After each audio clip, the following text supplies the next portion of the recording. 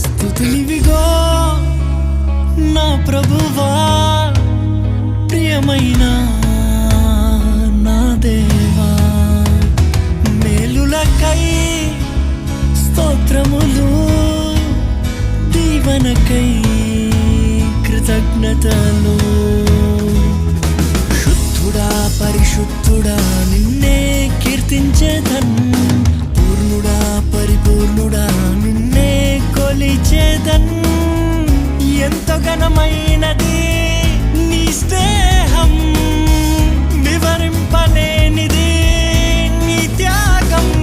నన్ను ప్రేమించే ప్రియ నేస్తమా.